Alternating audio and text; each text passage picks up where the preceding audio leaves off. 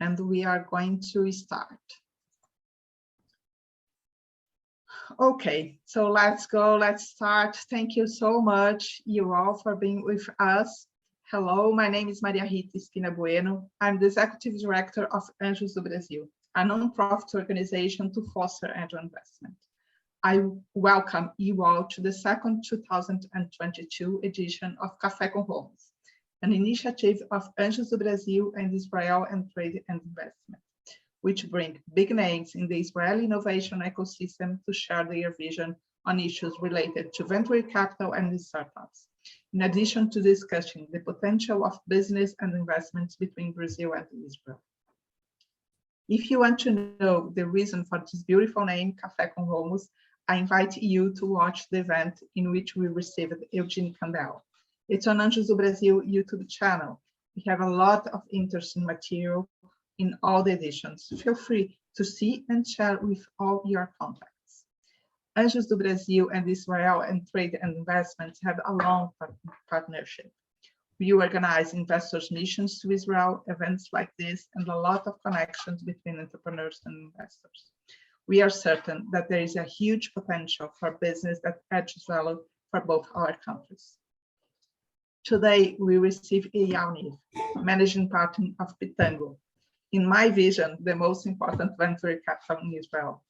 I had the honor to meet with one of Pitango's founders, Mr. Remy Perez, in 2015, a long time ago, during our first delegation to Israel. It was amazing.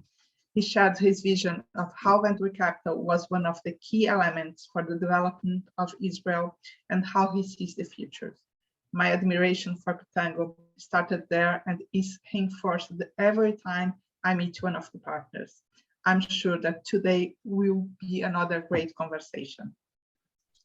To welcome you and introduce our guests and talk a little bit about the work Israel Trade does, I will give you Sahi Hash, the head of the Israeli Economic and Trade Mission in São Paulo. Sahi, the floor is yours. Thank you, Maria. Great to be here again with everyone.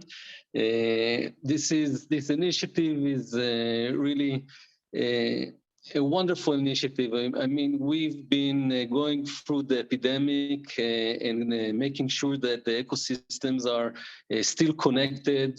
And this event is just absolutely amazing. And thank you for the great partnership. So shalom, everyone. As was introduced, my name is Tzachi. I'm heading the economic mission here in São Paulo. And our goal is to connect between the ecosystem between Israel and Brazil, to improve trade, to connect between investors and the entrepreneurs, and facilitate the interactions. As part of our activity, we do events like this. Nowadays that travel is possible, we are back to doing physical activities, delegations to Israel and from Israel to Brazil.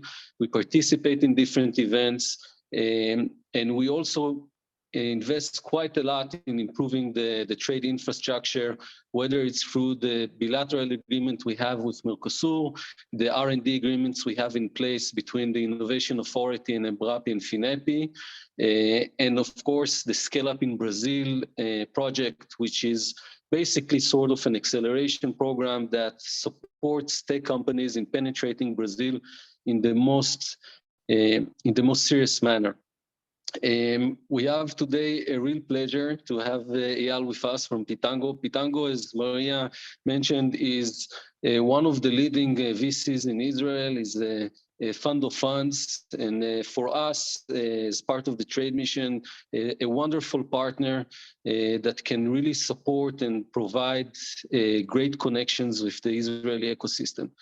So with that, I will thank again everyone for joining us today and leave the floor for Eyal. Eyal, the floor is all yours. Thank you, Tzachi, and thank you, Maria. I really appreciate you inviting me to speak in front of this wonderful audience. It is a pleasure to partner with such an organization that really looks to promote both Israel and Brazil and build a bridge which is very significant in our mind. Maria, would you like me to go ahead and present Pitango? And then I guess that we will have some Q&As. Yes, please. Okay.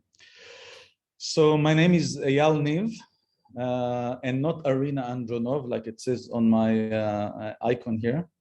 And Arina is actually my personal assistant. And for some reason, the link that was sent to me was probably attached to her user or something. So that's why it says that. I know it can be confusing for people that come in. So Eyal is the first name, and Niv, which is actually a Hebrew name for a Nino. My grandparents were, my great-parents were Spanish, and that's why the surname was Nino. And at the time that my parents came to Israel, it was a habit. It was normal to actually localize the surname, so that's why it's Niv. Personally, I've been doing venture capital since 2000. I spent a lot of time in South Africa before that, and for me, it was an amazing experience growing up in South Africa. When I come to Brazil, it reminds me, São Paulo reminds me of what Johannesburg used to be when I grew up there. A wonderful city with wonderful people, very happy, and a great nightlife, and a good combination between fun and business. So I have a warm part in my heart for São Paulo and Rio, and we really like Brazil. At Pitango, I'm leading Pitango First, which is our investment arm, a fund that is totally dedicated to, let me just change the background. It seems like it's doing a little bit of getting too much blur here. Is that better? Can you see me better like this? Yes, yes, thank you. So at Pitango, we have 3 funds. Fund number 1 is Pitango First, which is investing in very early stage, seed and early stage companies, sometimes even pre-seed companies that have a really just a presentation and 2 founders, and we give them their first check to start a business. Our second fund is Congo Growth, which is, as the name suggests, we have a growth fund that would normally invest as companies grow their revenues beyond the $10 million in ARR, and helps them to scale them to independent large companies that can normally go through an IPO. Last one, but not least, is our healthcare fund, which is really all about digital health, medical devices, and biopharma. So these 3 funds, although they're separate entities, act under the same umbrella, which is the Pitango umbrella. And we are located in 2 places. I'm currently sitting in the heart of Tel Aviv, in an area called Sarona. And we have our larger office in Herzliya, where a lot of the larger companies move out to.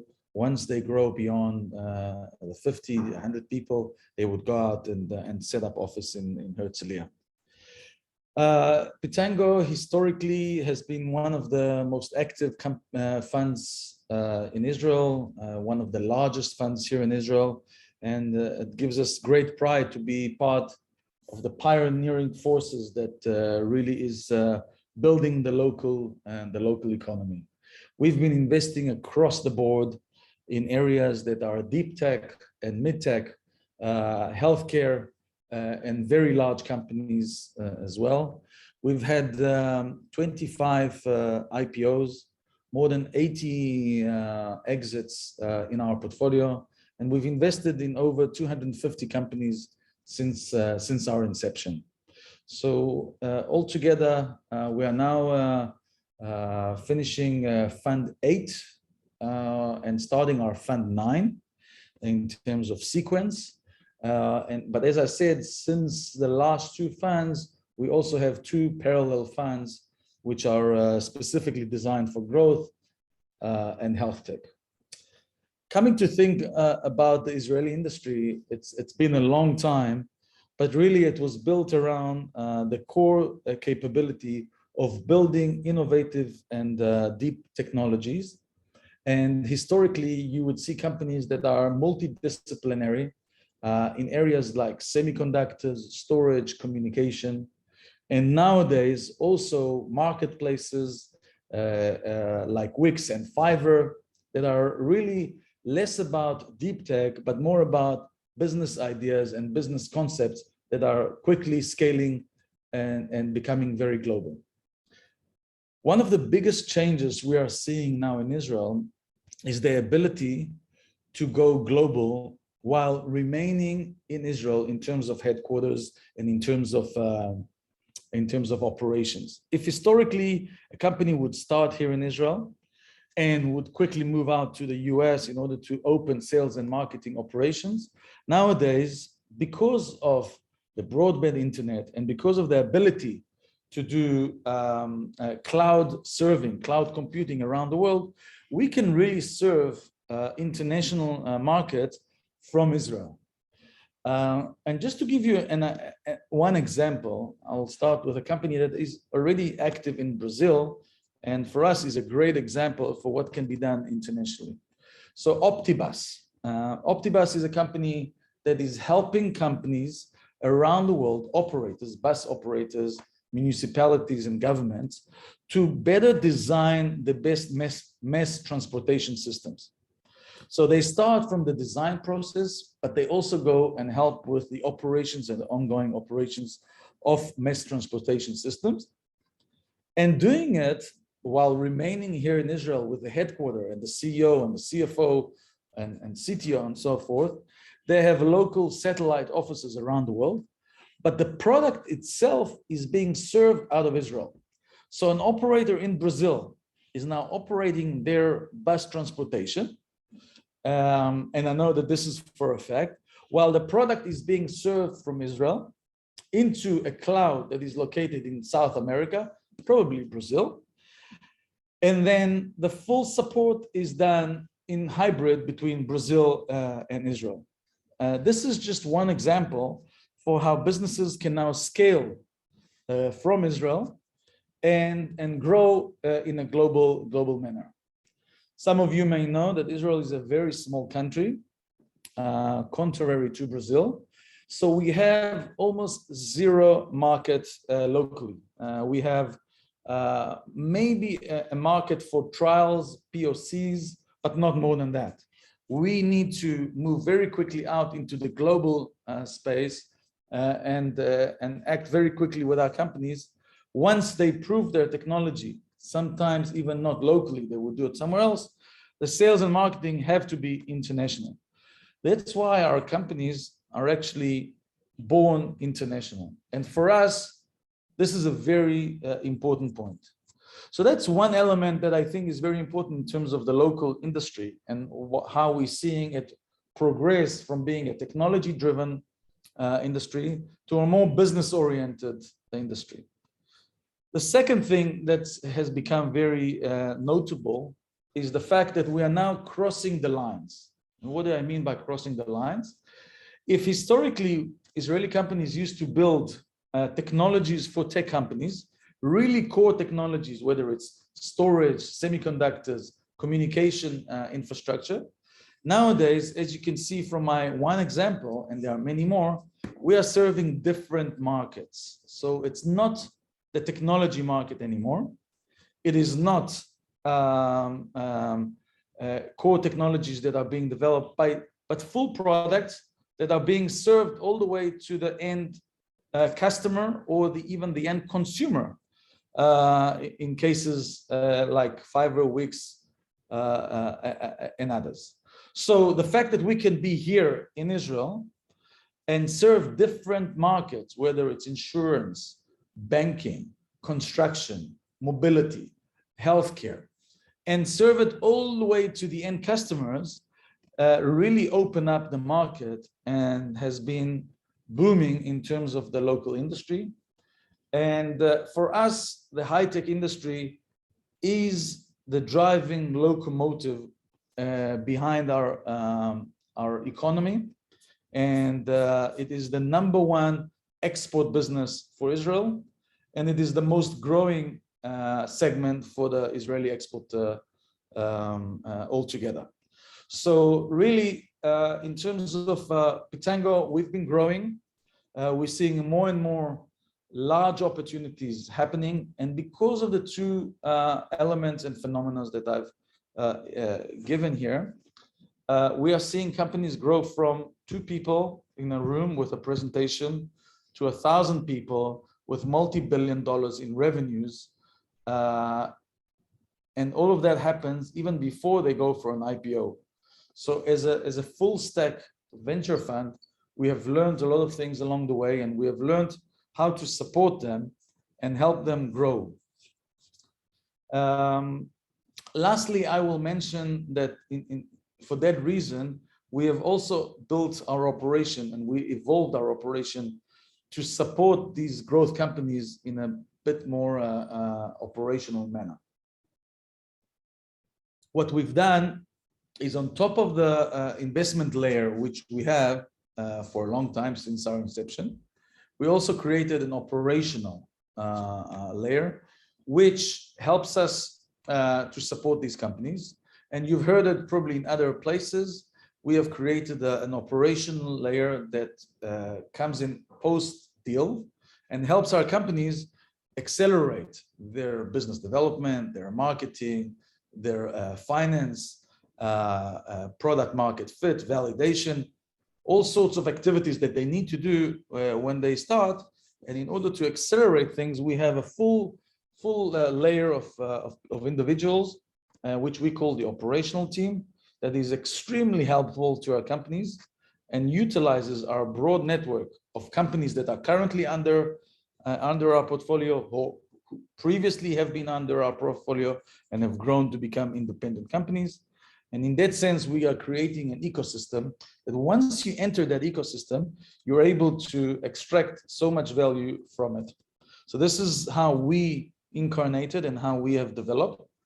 And it's really been an exciting times. I will say that the pandemic itself, although very unfortunate, has been a great opportunity to transform so many areas which we thought were untransferable. We have seen, for example, the medical system being transformed in 1 day, 1 week, to become remotely supporting. And a lot of other areas which have become digital because of this pandemic. It also helped our companies in penetrating these markets, but also in the form that people are now doing business over Zoom, although we all like to meet. And here, you know, I'm able to speak to you, and you're able to interact with me, which is great. And therefore, the business has been accelerating for our companies as well as for our fund. So with that, Maria, I think that provides an overview for Pitango and the local ecosystem. Maybe it'll be a good time for me to open up to questions. Perfect. Thank you so much for Eyal for the interesting exposition and very focused on our market as well. For those who don't know me, I'm Nicole. I work together with Sahi at the Economic Trade Mission. And now for the second part of our meeting today, we're going to first open up to questions from the audience. If you're in the audience and don't feel comfortable asking in English, you can feel free to write something in Portuguese in the chat, and Maria Rita and I will translate for Eyal. And I'm going to start with the first question about yourself. And I wanted to know, at what point did you realize that funding companies was a passion of yours, and also something that you're so good at, judging from your roster of success stories? Oh, that's a good question. Look, in all honesty, when I was a kid, my father was an entrepreneur. So I always watched him starting new companies. Some were less successful, some were more successful. And even at some point in time, he said to me that he wants to become an angel investor. He was running a big company which he formed, and on Fridays he used to call me in. I didn't have school at the time, and he would say, "Why don't you sit with me and listen to these stories?" And I did that, and that was my first spark of, wow, that's great. It's lovely to see so many entrepreneurs. I had a lot of passion for entrepreneurship, but maybe I can do it in a more scalable way.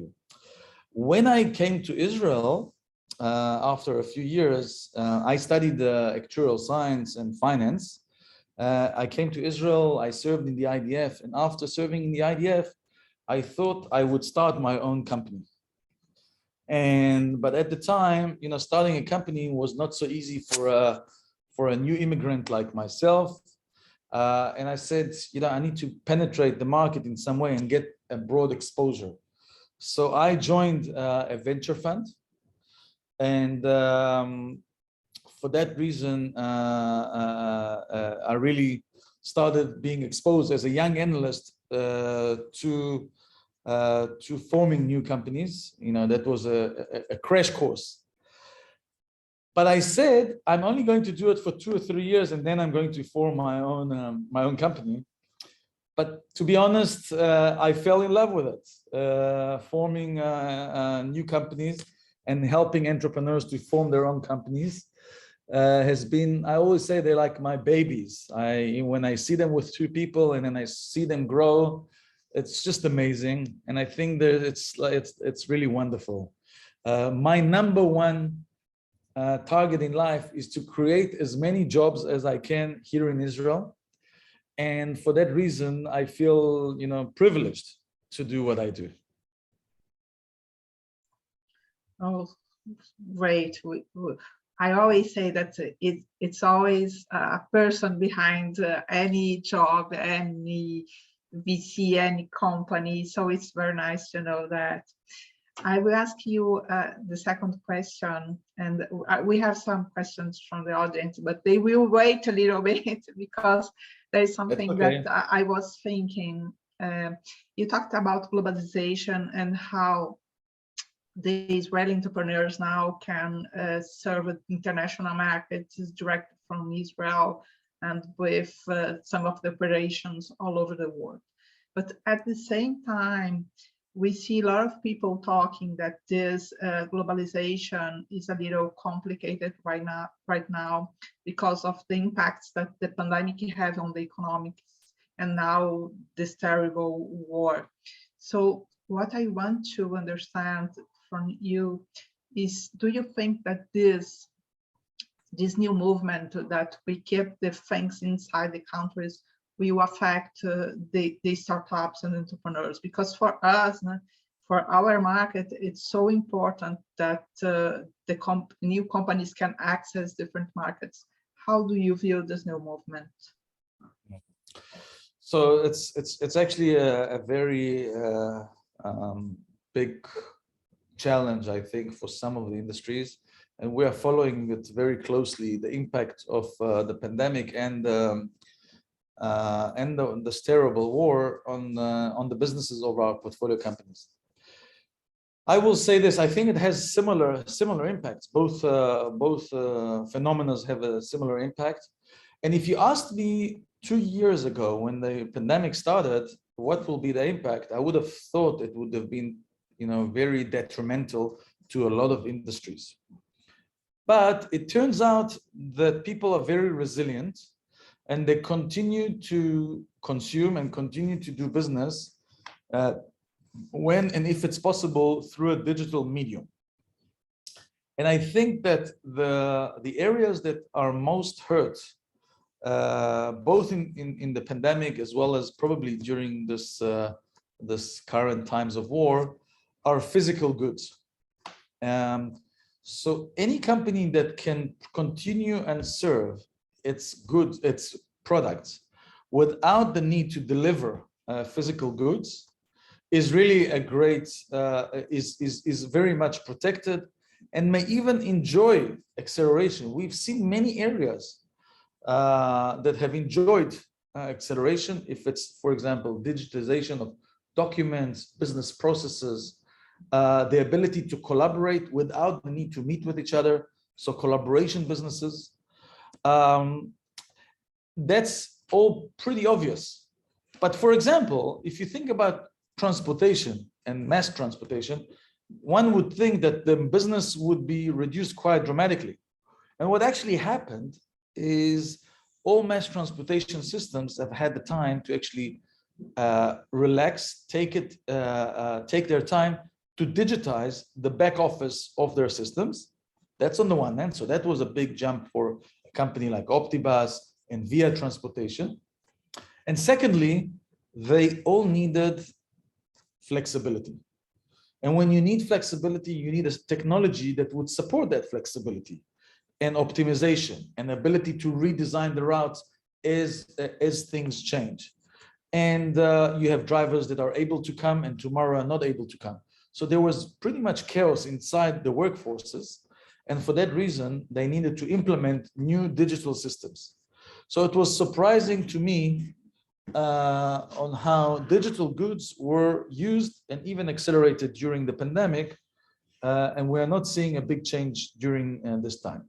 On the other hand, like I said, on the contrary, when you look at physical goods, things that need to be shipped, installed, people that need to support locally, that has been a challenge, and I think will probably continue to be a challenge as far as I can see. And yeah, we gotta transform some of our businesses on their own to become more remote and more digital, and avoid having to ship whether it's people or goods. Perfect. Thank you so much, Eyal. Now getting into some questions from the audience. Marcos Ribas would like to know how a startup can contact Pitango for funding and what sort of documents they would need to start a conversation with you guys. Oh, it's actually very simple. We have a website with an email address, and it's quite simple to send it to us.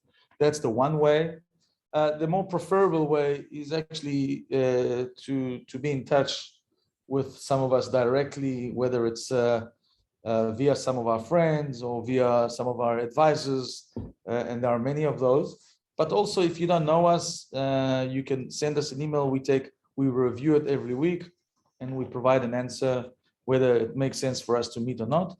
In terms of documents, we need a presentation, not more than that. We need a presentation that includes, the majority of the information that a founder himself would need to consider the venture. And yeah, we meet a lot of people that we didn't know beforehand, and certainly are open to anybody that wants to start a business. I will say, however, that Pitango is very much focused on investing in Israel. We do from time to time invest outside of Israel, but 90% of our work and 90% of our investments are in Israeli founders that may sometime be located already from the outset outside of Israel. But the idea is that we are focused on the Israeli market. The interesting part about Brazil for us is that our companies, after we invest in, are very much interested to go into the Brazilian market, which is in some cases is one of the largest markets in the world, like agriculture, construction, transportation, and others. And but for us to invest outside of Israel is quite rare. Thank you, Eyal. And I will move on with Leonardo Silva question. He started thanking you for sharing your background. And he asks, can you tell us about the venture debt industry in Israel? How big it is? Are there equity and debt combined rounds? Are there specialized funds there? Okay, I didn't hear the beginning of the question. You were breaking up. He was asking about the venture debt industry in Israel. It's Leonardo Silva. Nicole, can you help me? Because maybe my internet's not going very well here. I didn't of course, get he wants to know about the venture debt industry. Oh, venture debt. Sorry, Yes. that's the part I didn't hear. Oh, venture debt is something we use quite often. There are a few players, not too many. It is a growing business. I'm not a big expert on venture debt. We use it from time to time within our companies. Some of the big names are here in Israel, like the Silicon Valley Bank and Krios, but also the local banks are very active here in Israel. It is a tool that we use from time to time, less when equity money is available and more when equities are a bit more stranded. But it is a large business. I don't know to tell you the size of the market, but I do know that it is always growing. And for companies that are creating recurring revenues and profits, it very much makes sense to utilize the venture debt. I hope it answers the question. Yes, no, for sure. And we also have another very technical question from Paulo Gonçalves, who would like to know about the layer operation team, if this is a common model in VCs in Israel, and what the size of this team is at Pitango. Okay, so I would say that in terms of it is common to talk about it, but it is less common to practice it at the size that we practice it. So we have about I would say 6 dedicated people, and on top of that, probably another 2 hybrid in terms of our operational team. And it's, if you think about it, it's almost as big as our investment team, or probably as big as our investment team. So a lot of people talk about it, but not many people put as much effort to create that layer, operation layer. And for us, it's been a very good success, and we are growing it, especially in terms of business development. And we find that it's very useful for companies. We're getting great feedback. And I think it has to do with the maturity of the market. We've seen the same thing happen in the US. Obviously, the ones that have really spearheaded this approach is Andreessen Horowitz, and they've taken it to a different level. And we are following, or we're actually pioneering it here in Israel. So it's really working well. No, perfect. And Michelle Pickman makes a very similar question in a way. She wants to know how Pitango, what kind of help Pitango provides to investees after the investments are made. If you provide consulting, or if you have someone from Pitango at their boards, or if you believe that boards can prevent these companies from flexibility at pre-seed stage. How do you provide a space for sharing ideas among all investees? It's a lot of questions in one. It's a pretty long one, but let me take it one by one. So how do we provide help? First and foremost, we do have one person that goes on the board, at least. Sometimes it's one person and an unofficial observer. So it would be 2 people that are helping the company. And that's on the board level. And then in terms of the operational team, like I said, there is an onboarding process in which the company meets up with the operational team and starts to make plans for business development, approaching small companies and large enterprises, depending on the product itself.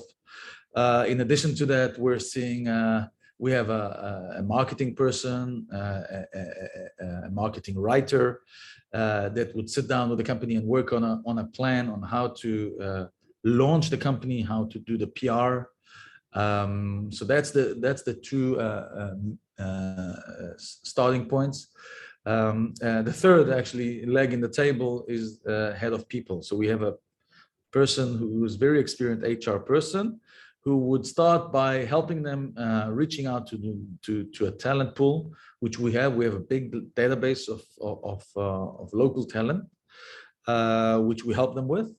But the more interesting part about talent acquisition is we help them to form their own systems and their own procedures in order to be able to do their own fishing. So it's not for us to provide them with for the talent for a long time. We try and accelerate it and then bring them to independent capabilities. That's I would say the three main areas that we like to support them from the operational team. Now, on the board level, we try always to have the person that knows most or is most acquainted with the industry to sit on the board so that he can help them with strategy and product definition, which I think is the most important thing for startups. Because startups, if you think about it, actually most of the times they're single product companies. They're actually a product which could be a project in big companies, but they're building a big company around that product. And if product market fit is right, then I believe that that's the most vital and important thing for a startup company. Once that's perfect and there is a market for it, afterwards, how do you go to market and how do you do the rest of it is not trivial, but it can be fine-tuned along the way. Product market fit is the most important element, and that normally is designed by the founders, and we are there to support them. In terms of, there was a second part of the question, if a board can be inhibiting to the flexibility of a company, I would say that's exactly the challenge. Working with companies, understanding that the founders are actually the driving force. Not only the driving force, but also the ones that have their hands on the driving wheel, if I may. And we need to provide them with support and guidance while they make the decisions. So it's not for us to make the decisions; they are making the decisions. We are just supporting, and I think that it's really the right thing to do. It's always a fine line between providing guidelines and asking them to do something which is very specific. At the end of the day, the founders have to accept and have to lead the process and the decision making. It's not up to the board to make those decisions, and we need to build their muscles sometimes in some areas to make the right decisions, but it's never up to us. Great. Now we have a question from Marcelo Heidrich, which brings us a little bit to Brazil. And he's asking what the main differences are between Brazilian startups compared to the main world markets. And also a second question he asked is, how do you analyze urban sport as a market of great global opportunity for startups, and if it makes sense with the health market as well? Okay, so the first question was about Brazilian startups versus the others. To be honest, I didn't meet with many Brazilian startups, maybe just a few, when I was introduced to them via my partners in Brazil. We also have investors from Brazil, which is great for us. So it keeps us engaged with the Brazilian market. And the second question was about the urban? How urban sport as a market and urban how sport? it relates to the health market. Yeah, urban sports. Urban sports. I don't know if Marcelo wants to complement this, but I guess the sport and health markets together and how they work. Oh, okay. Urban, yeah. I'm not sure I understand the urban sport, but I think I understand. So it's more casual sports. By the way, Brazil is probably a huge market for that. We know that. But I think that sport tech altogether is a huge opportunity. I think that people are very much concerned and aware of their wellness, and people are trying to take care of themselves in every possible way, whether it's, I mean, Brazil and Israel are both enjoying the beaches, which gives a big opportunity to play, you know, I wish we could play football like the Brazilians, but we try, we try our best. So beach football, beach volleyball, that's something we can do, by the way. We can play volleyball. And yeah, no, yeah. Marcelo actually complimented and explained he means bike, fitness, beach tennis, which is a huge fad in Brazil right now, running, beach and all tennis? of that. Yeah. Really? That's interesting. I'll Even where we don't have beaches, there's beach tennis courts now. Yeah. That's very interesting. So, look, tennis is becoming a huge form of entertainment because it really combines excitement and health. And I think that inevitably, you know, it really partners with the esport today, and we're seeing a lot of activity around that. Everybody probably around the world knows the Peloton success story, the Zwift, the Strava, and other success stories that are now helping people to measure and brag about their activities. We have some companies here in Israel that are helping actually tennis to be automated as well. We're actually thinking that sport tech in its core is becoming much larger markets. Also fantasy games, you know, there's a lot of additional areas, NFTs around sports. NBA is very big in Israel and around the world. Football is becoming huge, and really we think that the sport tech as a segment is something to look out for and to invest more heavily into as things progress. So we are very, very positive about that area. Thank you. And now I have something that I will not to have you to answer. So sorry, Felipe. Felipe, he's an Israeli and Brazilian CEO of Tech, and he wants to know if his company is very interesting for Pitango or not. So I will tell to Felipe. Felipe, send from the proper way, send an email or go to the website from Pitango, because it's impossible for an investor to just listen for 2 minutes and know yeah or no. He will have more information. So I will go to the next one. It was about the stage, actually. Regardless of the startup, it's about the stage. Would the investment? Yeah, he can explain. So about what is the stage that Pitango invests? This is a question that he can answer, but not any specifically about one company, because it's very hard for investors to do that. I hope you understand. For sure. I asked more about something for everybody. Okay, great. So is it Philippe? Yeah, it's Felipe. Philippe, nice to meet you. So first and foremost, I see that you are dealing with waste and energy, which are both of positive impact, which is an area of interest to us. Positive, you know, positive impact for us is a big theme. We are an ESG compliant fund, and we are pioneering ESG in our investments. And the way we act, I didn't actually mention that, I should have, my fault, is that we have a full-time ESG person on board. And she's helping our companies, Cecile, she's helping our companies in forming their ESG compliant strategies, in designing their products in an ESG compliant way, positioning their companies, but also for us to due diligence our companies with ESG in mind. So positive impact is a big thing for us. And thank you for reminding me of that. In terms of the stage, I see that you raised some money. Yeah, so we have the early stage fund and we have the late stage fund. So in between, yeah, we could be a good match for such a company.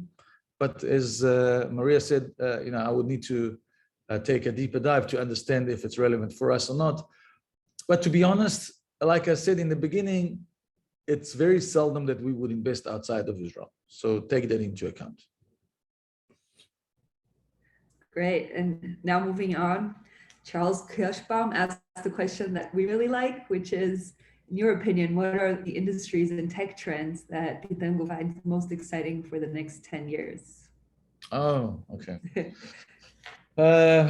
So it's actually quite interesting because, like I said, we are crossing the lines. I divide it into two: deep tech and legacy industries. So in terms of deep tech, we're seeing some very big changes in the underlying technologies, which we are following. Very long term, we are following and big believers in quantum computing and quantum technologies, which are changing sensing, communication, and compute.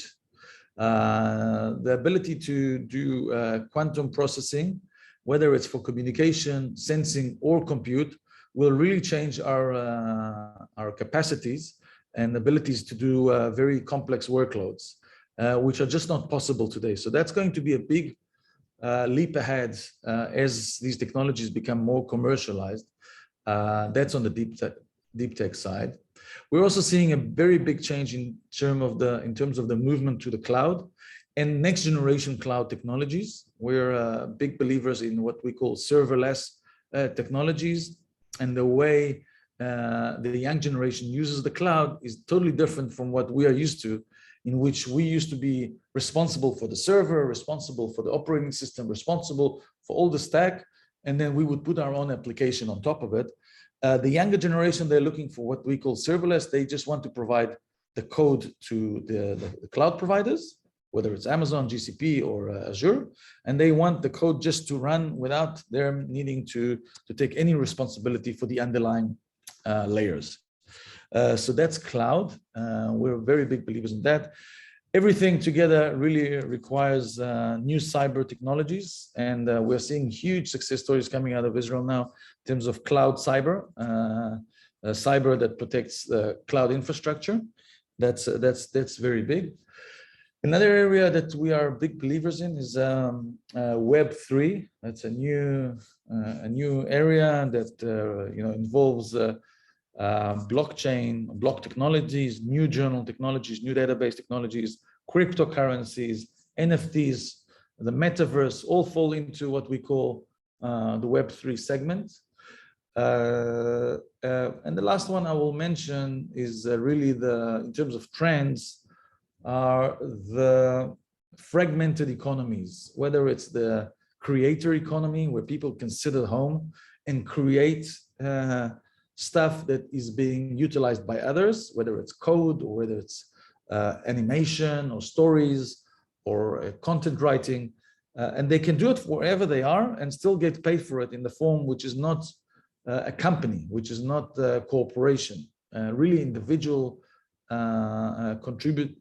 contributors, and that's some people call it the gig economy, people that are independently working from wherever they are and are getting paid and living and making a good living off it.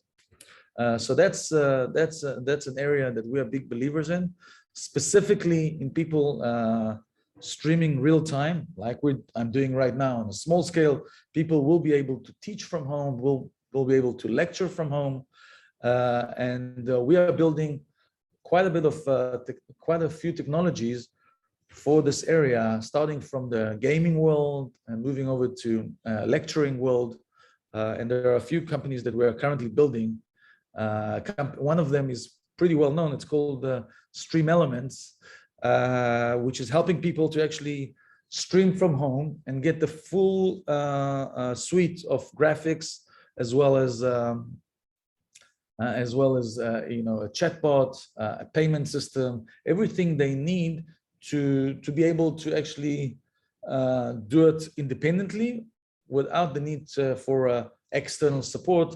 They use the Stream Elements components, and therefore they can actually look like a professional streamer from home.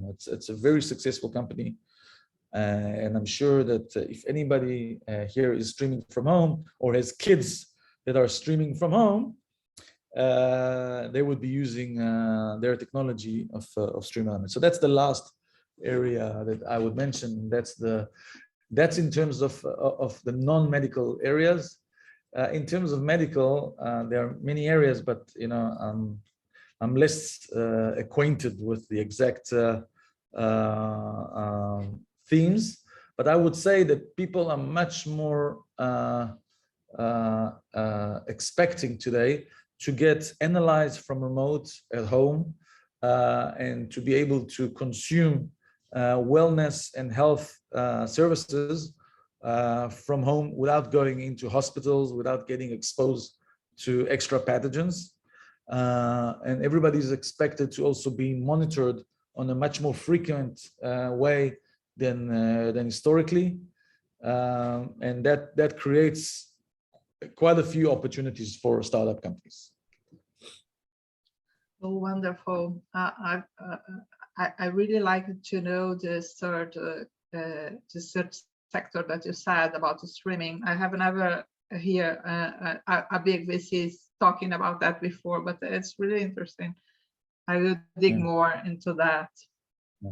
I will say that also, I didn't mention some of the areas that are on the other side. So I spoke about the more technology side, but in terms of the legacy industries, so we're following quite closely, the banking industry and how that is changing. We're now having the first digital bank in Israel, pure digital bank, and I think that's a big business. The agriculture business is really changing, and I know Brazil is very big. Mobility. So all the historical or the legacy businesses that really impact our lives, even more so than anything else, are being transformed. So we are very open-minded to investing in technologies that will change people's life and help them do things in a more efficient way. Oh, wonderful. We are almost at the end, but we have one question from the audience more, and I have one just to finish, but let's go with the question from Edith Barcelos. She asked, how relevant is government support initiatives to help build the ecosystem for new business? Yosma, I'm not right if we say that in that way. Yosma program played a significant role for Pitango Polaris in the beginning. Wow, so somebody has done their job, and yes, it has. And I think that government support initiatives, and maybe even the most important are tax structures, are extremely important for creating entrepreneurship and innovation ecosystem. I think the two elements that are most critical for any country is helping helping entrepreneurs become entrepreneurs is one, with some government support and some initiatives that help the industries take off.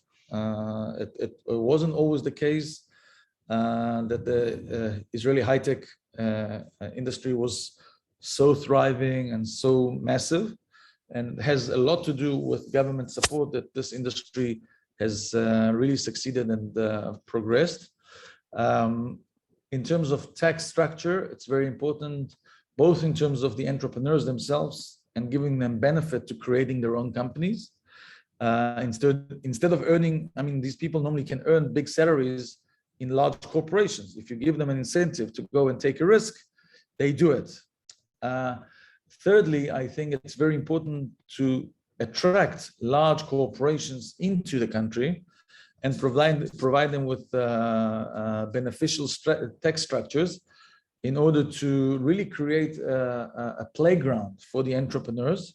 Because what happens is you would see that a lot of entrepreneurs would go work for large corporations, learn a lot about the needs and the work ethics, habits within these large successful corporations, and then they would start their own business. These large corporations are also some of the acquirers of such small businesses. And that's why it's very important to have government create the right incentives for these large corporations to come and be present in the local ecosystem. So I think it's actually quite important. And I think that governments throughout the history of Israel had a very big part and a huge vision in creating this this ecosystem specifically here in Israel, also joining forces with other governments. And I must mention that our great president Shimon Peres had a very big part in imagining how Israel would look today after its high-tech industry has grown so dramatically. And he was one of the pioneers here in Israel in creating all these incentives, the programs, the vision for a long-term success. And hopefully one day that will also be translated into a more peaceful environment in the Middle East. And then everybody around us will be able to enjoy let's say the ripple effects of the high-tech industry, and our neighbors will be able to create with us a wonderful ecosystem for the high-tech industry in the Middle East. That's what we hope for.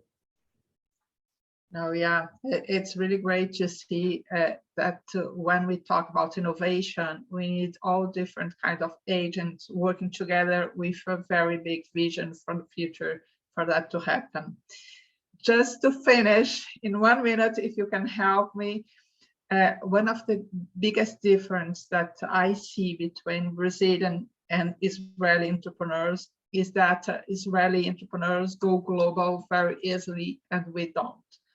If you can share 1 or 2 tips, one of the things that a Brazilian entrepreneur can do, or one of the things that he has to look into so he can do this kind of movement, what it would be. In terms of the Brazilian entrepreneurs and the movement to international? Yeah. Yeah. How we can go global easily. Yeah. So the phenomena of having a local market is exists everywhere, and other than Israel probably, and very, very small countries. I was in Andorra 2 weeks ago, and also very small. But certainly the Brazilian market is a good starting point for a lot of startups. And I wouldn't skip it, by the way. I think that it's just something that you need to do in many areas. I think that the one thing I would do is, think global first. Design your product in a way that will be forward-looking, and imagine as if the Brazilian market did not exist. Whether it's the language that you need to support, the different APIs that exist outside of Brazil. Go out to the different market and do your research, whether it's competitive research as well as partnership research in the global market. Decide on one market. Normally it would be the US, but nowadays it can be Europe. For example, in mobility, Europe is bigger. Asian market, and use your anchor in Brazil while you design your product. Have that thinking, looking forward. Also have people with international experience, or maybe even international founders that would be able to penetrate these markets once the first step is done in Brazil. And even in areas where the Brazilian market is not big enough, skip the local market. Start from day one, going for the international market. That will force you to actually create an international business. Imagine as if Brazil was not a market for you, and think what would you do to do that. And find people that have done that, like in Israel, and can help you in thinking that. We are born like that. So I cannot imagine a business. If somebody writes to me a business plan in Hebrew, I would probably scrape it off, because it has to be international. It has to be in English. It has to be understand the competitive market outside of Israel. So for us, it's like, it's the obvious thing. But I understand that Brazil is a pretty big market in many, many areas. So it may be a little bit confusing. I say, imagine as if that market did not exist. No, thank you. This is really a very specific and very good tip for them. I invited Tzachi to be here so we can thank you so much for being with us, for sharing your knowledge and all that you have. It was really great. Thank you very much, Eyal. Thank you, Maria. Thank you, Tzachi and Nicole. It's been a pleasure for me. And I hope we've helped the bridge between Israel and Brazil to be strengthened and broadened just a little bit. For sure. Thank you all so for much. being with us. Thank you. Thank you. Bye-bye, Tzachi. Bye, Nicole. Thank you. Bye.